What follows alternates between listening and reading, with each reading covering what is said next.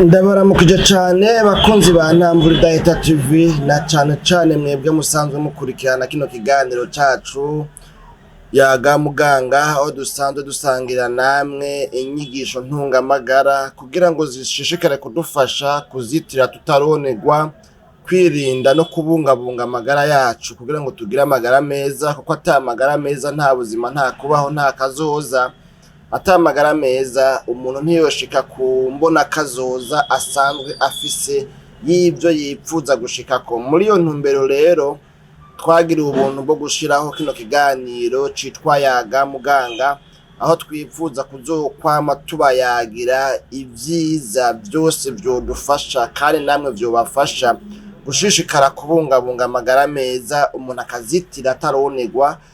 Murazi ko abafaransa bakunda kuvuga ngo mieux vaut prévenir que guérir. Kubw'iyo mpamvu rero nongeye kugaruka muri kino kiganiro cacu yaga muganga nkuko mubibona nkuko muvyumva nkuko bisanzwe nkuko mubimenyereye abakunda gukurikirana kino kiganiro. Ni jewe Jean Manirambona nkaba ari jewe ndakibategurira nkongera nkakibashikiriza. Rero ndafise ikiganiro gikurikiye yaga muganga twarabiye hamwe ubuheruka tukarabira hamwe ibintu bitandatu vyodufasha twarabiye hamwe mbere aho bw'ibintu indwi vyodufasha kuruhuka neza gusinzira neza kuko twabonye yuko itiro ari ikintu nkenerwa gikomeye kandi gihambaye ku magara y'umuntu kugira ngo umuntu agire amagara meza. Nitiro naryo ribamwo twabonye ibitari bike aho twarabiye hamwe yuko ishirahamwe mpuzamakungu ryita amagara y'abantu kw'isi bita OMS, Organisation Mondiale pour la Santé, ryemeza yuko ibice hafi 30 by'abantu baba kw'isi bafise ikibazo cyo gusinzira neza, badasinzira neza, bafise ingorane yo kudasinzira ugasanga nyene byo gusinzira byarapararanganye. Aho ni mu gihe twabonye yuko mu myaka dufate umuntu amara ica gatatu hafi c'imyaka umuntu abaho kw'isi ngo kingana n'umwanya akwiye canke ategerezwa gusinzira. Ntitwokigaruka ko kijya kiganiro ngo tukimare ahubwo vyiza mwebwe bashasha mutakibonye muce mukiraba ngaha muri bino biganiro nyene biri kuri runo rubuga rwitwa Ntambwe Data TV. Muraza kubona ikiganiro kikubwira ngo ibintu indwi bifasha gusinzira neza muce mukiraba. Tugire ko rero tubasaba mwebwe bashasha canke na mwebwe mwari musanzwe mumaze kuraba bino biganiro ariko mukaba mutavyibutse, reka tubibutse abantu mutavyibutse canke se mutari bwafyonde kuri sabone canke subscribe bivanye n'ururimi telefone yawe irimwo. Tubasabe kwiyabonesha mudushigikire urubuga rutere rukura natwe tubone yuko tudatamba twirorera ibyo tubashikiriza bifise ababikurikirana bifise abavyumva birafise inyungu kuri wewe kuko ikiganiro cyose kigiye kuzocoronka message kugira yuko ikiganiro kigiye ko ni wafyonda kuri sabona canke subscribe hama gatucyonda kuri iyo nkengere canke inzogera nkuko abandi babivuga hanyuma ukemeza yuko ushaka yuko ama notification yose y'ibiganiro byacu yoza aragushikira. Natwebwe ku ruhande rw'iwacu ni inyungu idasanzwe kubera ko tuba twungutse umunyamuryango, tuba turonse navuga ngo umunyeshure tuzobana muri rino shure ry'ubuzima canke ry'amagara meza canke inyigisho ntungamagara. Uyu munsi rero mwokwiyumvira muti none mbega uyu munsi hoho mudufitiye iki?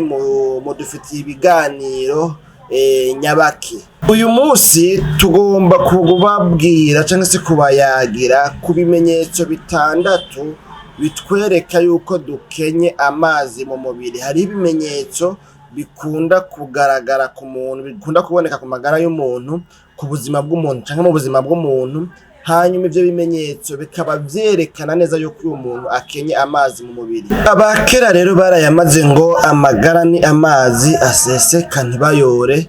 Kubw'iyo mpamvu rero murumva yuko amagara afise agaciro, mbere abandi bavuga ngo amagara ni kacihabwa. Dukwiye rero kugira kuyabungabunga.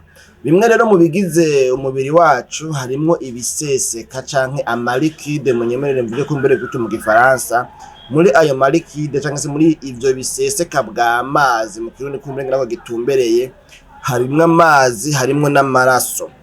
hanyuma kandi muri ivyo novuga ngo biseseka bw'amazi, ayo malikide umubiri ufise, amazi umubiri ugizwe ahanini n'amazi angana n'ibice birenga hafi 60%. Ibice birenga 60% vy'ibiseseka bw'amazi vy'amalikide ari mu mubiri, kumbure mu nyemerere ndabivanye n'igifaransa gutyo, kumbure ndazi ko abatari bake baravyumva uko nyene, mumva ntibigoye cane.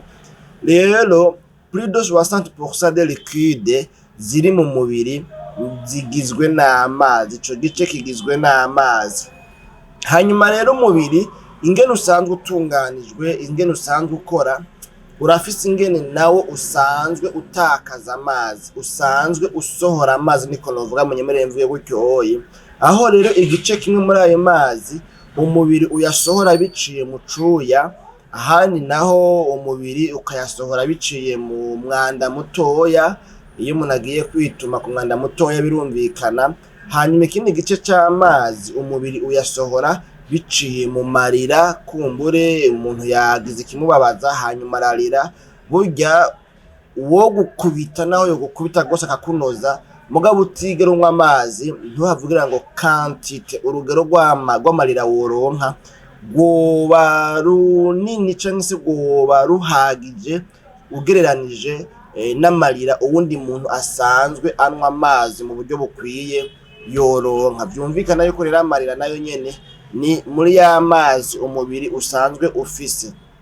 Iyo rero ayo mazi umubiri wacu usanzwe utakaza canke se usanzwe usohora biciye mu kubira icuya, biciye mu mwanda mutoya iyo umuntu agiye kwituma ku mwanda mutoya, canke biciye muri ya marira kumbura umuntu arira, iyo ayo mazi tutayasubirije ni ukuvuga yuko turashobora kugira ingaruka mbi yo gutakaza canke se yo gukena amazi mu mubiri, ugasanga dufise amazi makeya, ntidufise amazi akwiye. Kubw'iyo mpamvu rero hariho ibimenyetso bitwereka yuko umuntu akenya amazi mu mubiri, umuntu akabona ko umengo yagwaye ibindi, kumbure akiyumvira ngo n'izindi ndwara, ariko mugabo ugasanga mu vy'ukuri ni ikibazo co gukena amazi mu mubiri. Ibimenyetso rero 6 bitwereka yuko dukenya amazi mu mubiri nivyo dutumbereye kubabwira, niyo mpamvu ntagomba kubatebera bakunzi ba kino kiganiro Yaga Muganga. Aho ikimenyetso ca mbere muri bino bimenyetso 6 dutumbereye kubabwira ari ico ko umuntu afise ikibazo co gukena amazi mu mubiri, ashobora kugira ikibazo co kwama amenetse umutwe. Mu biganiro vyarenganye ejo hahise narababwiye yuko igihe cyose umuntu amenetse umutwe ntiyoshoka yiyumvira ngo kumbure ngo uyu mutwe watewe nuko nabuze amaraso mu mubiri, kubera ko iki kimenyetso cyo kwama umuntu amenetse umutwe mu buryo budasiguritse twarakibonye no mu gihe umuntu aba afise ikibazo c'amaraso make mu mubiri. Iyo umuntu afise ikibazo ca anemie, afise amaraso make mu mubiri, iyo umuntu akenye amaraso mu mubiri. Ariko mugabo navuze yuko ivyo bimenyetso umuntu avyibonye ko we ntiyoca atira conclusion, kuko abaganga abavuzi bavyigiye babinonosoye bafashe imyaka 4-5 irenga bariko baravyiga, bashobora no kurondera hamwe n'ibindi byose bishobora kwiheka kuri ico kintu. Ko nk'ubu tuvuze ikijanye no kumeneka umutwe, hari abaca babona ngo ni malaria nta bindi, ariko mugabo hariho n'izindi ndwara, hariho n'ibindi bibazo bituma umuntu ameneka umutwe. Iyo umuntu rero agomba kuvura nk'umuntu abizi kumeneka umutwe, acarondera impamvu yateye kumeneka umutwe. Rero iki kimenyetso cyo kwama umuntu amenetse umutwe mu buryo budasiguritse, budatahuritse, kirashobora kuba mu bimenyetso biba ku muntu afise ikibazo cyo gukena amazi mu mubiri. Muri ico gihe ushobora kuraba ugasanga nta maso agwaye, nta grippe agwaye, nta bindi bimenyetso vyiyongeye ko vyerekana ko yoba ari malaria, ugasanga si kubera ko afise stress chronique, mbo ruhagarara rumaze igihe kininiya yiyumvira cane, ugasanga si kubera yuko yakoze ibiharuro, ubupfindo, ama equation n'ibindi kumbure bivanye n'ibiharuro bitandukanye bagenda biga mu mashuri, ugasanga mugabo umutwe wiwe wamumenetse atumva mu vy'ukuri impamvu. Yaryamye, yaruhutse, yaronse itiro, yategezwa kuvyuka ari en forme, ariko none nguyu yamana umutwe udakira. Wewe ufise ikibazo c'umutwe utigera uhera, urakwiye kuja kwa muganga ukabiganira ubuzima bwawe ingene umeze, igihe vyagutanguriye n'ibindi byose bokubaza kugira ngo hakurikiranwe neza ico bagitera uyu mutwe wawe wamumenetse mu buryo budasobanutse. Ico ni kimwe mu bimenyetso bitandatu bishobora kutwereka yuko mu mubiri hariho ikintu kibura citwa amazi. Ikimenyetso kigira kabiri naco ni icuko umuntu atanywa amazi ku rugero rukwiye. Turaza kuraba mu gusozera urugero rukwiye amazi umuntu yonwa rungana gute, umuntu yonwa amazi ku rugero rukwiye mu buryo ubuhe, amazi angana gute, cane cane ku muntu akuze. Turaza kubirabira hamwe. Rero umuntu ngo arashobora, iki ni kimenyetso kigira kabiri, umuntu ngo arashobora kugira uruhu, ni kuvuga umubiri, umuntu ashobora kugira umubiri wumaraye, ugasanga umuntu afise uruhu canke urukoba, naho nibaza ko ikirundi gitomoye atari urukoba ari uruhu, ahubwo umuntu akagira umubiri rero wumaraye, uruhu rwumaraye, novuga ngo rw'iminkanyari. Uruhu rwawe ugasanga rufise iminkanyari, novuga ngo rugomba kumera nkaho mengo ni njebejebe, rurumye ukuntu ruritunatuna, kandi ukiri muto, uracari umusore, uracari inkumi, uracari tera ukarisama. Mugabo umuntu waraba ukabona nyene ko yumye nk'ubwo gusya, ukabona yuko nyene kabisa umubiri wiwe ngo nyene yarumye, yarumaraye. Muri ico gihe rero urashobora kuba biterwa nuko atamazi ugizene akwiye unwa.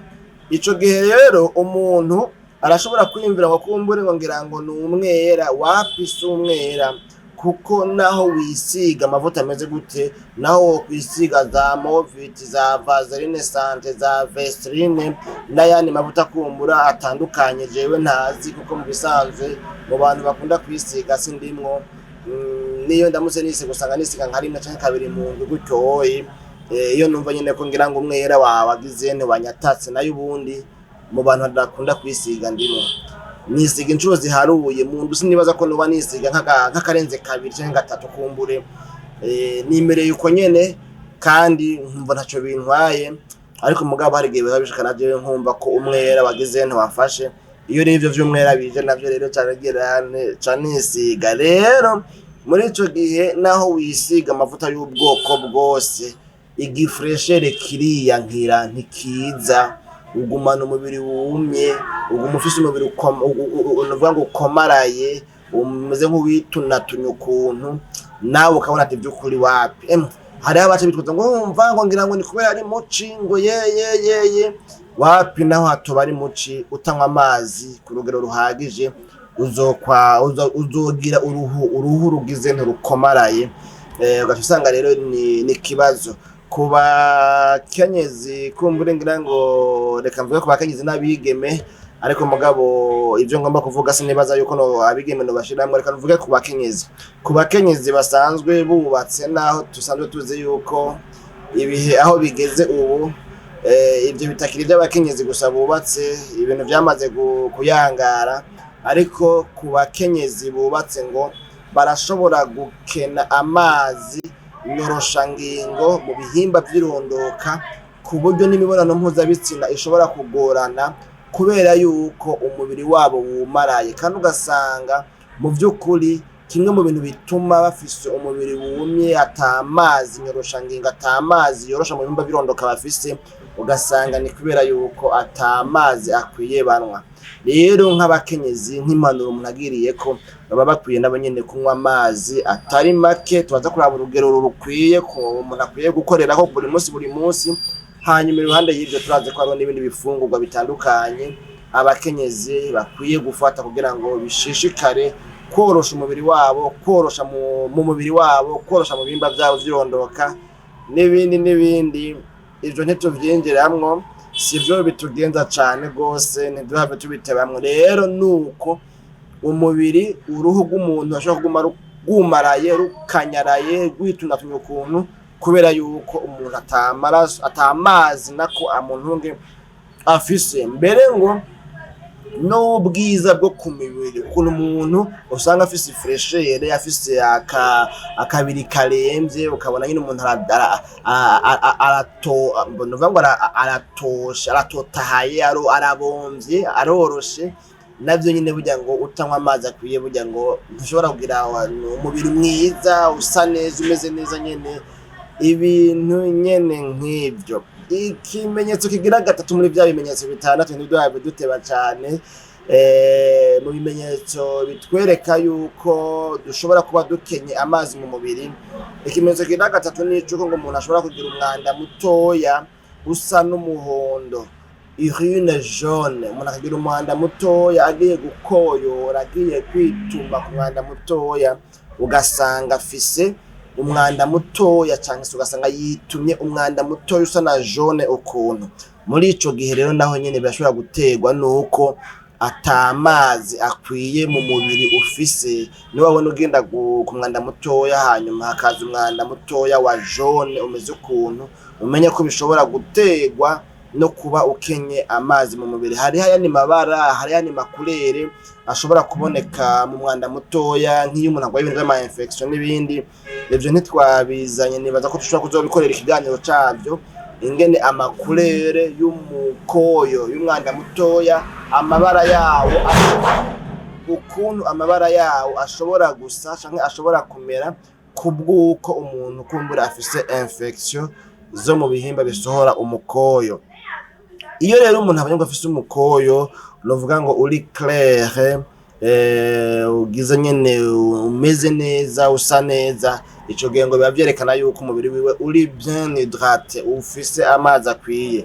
Ngo ariko iyo umukoyo w'umuntu usa na jaune sombre, muri ico gihe rero kenshi na kenshi gikunda kuba ikimenyetso c'uko umuntu afise déshydratation, afise ikibazo cyo gukena amazi mu mubiri. Ikimenyetso kigira kane muri bya bimenyetso bitandatu bitwereka yuko umuntu mu mubiri wiwe hakenye amazi, nuko ico kimenyetso ca kane kivuga yuko umuntu ngo ashobora ngo kwamana uburuhe, akama yumva afise fatigue, arushe, akumva nta nkokora afise, niko bavuga ngo nta nkokora, akumva nta nguvu afise.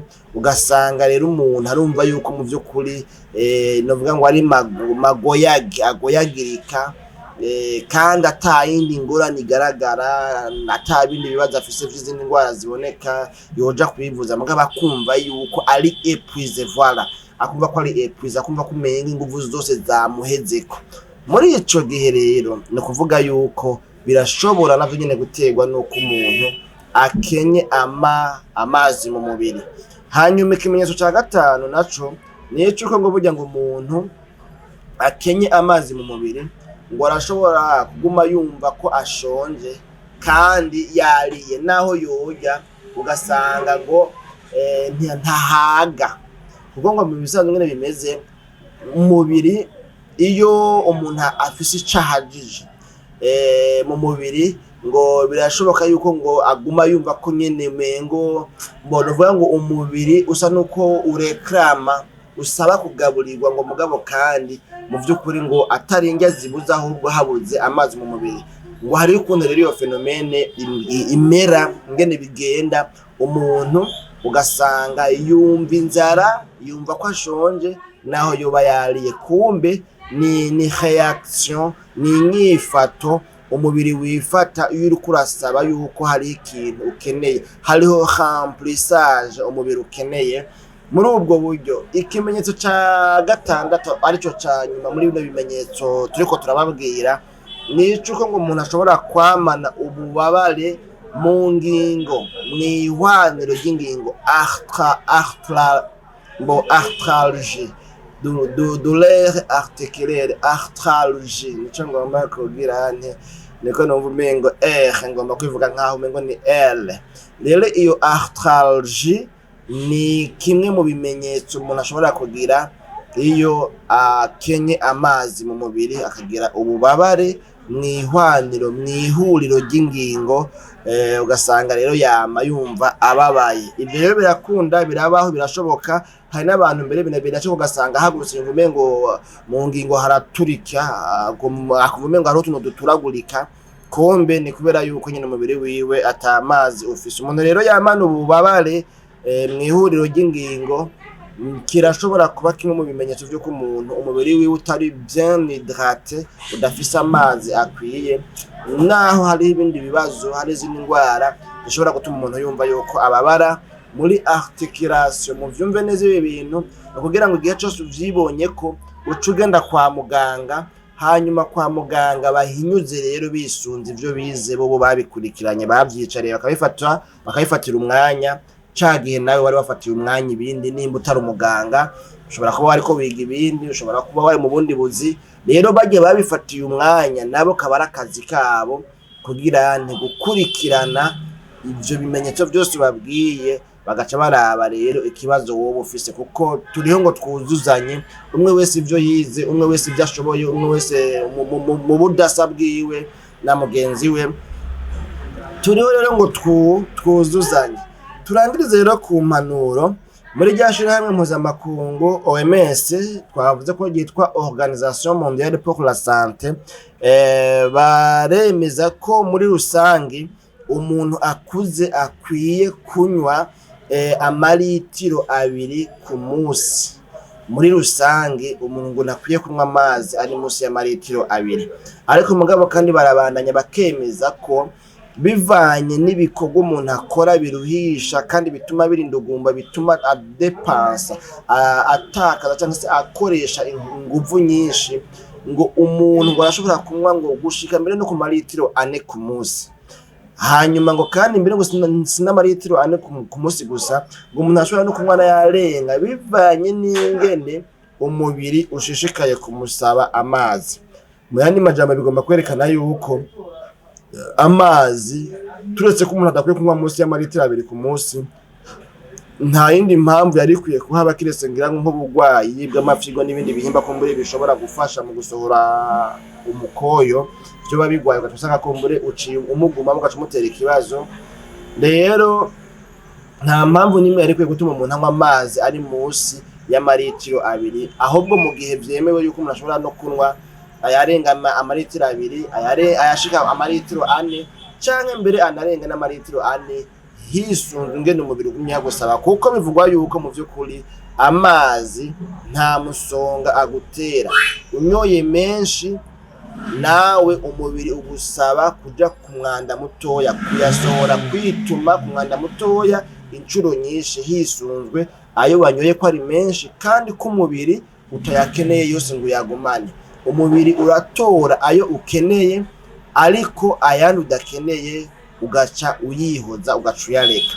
Nuko mu kurangiza kandi iwacu irugazi mu ntara ya Bubanza hariho umuntu umwe, singomba ngo namuvuge izina mugabo nibaza yuko abo twarukanye tunganye imyaka muri ico gihe bashobora guca bamwibuka. Uyu muntu bavuga yuko wewe ngo ari gitangaza kuri ino si y'Imana, ngo ntiyigera anwa amazi, ngo yaramara umwaka wose atamazi anyoye. Bavuga ko rimwe mu mwaka, sinzi ko hari ku Bunane no ko hari ku Noheli, muri iyo minsi bishitse ngo wasanga ngo agenda rimwe mu mwaka akagenda ngo agahonyora mu ruzi. Aho rero ngo byasigura yuko anyoye amazi.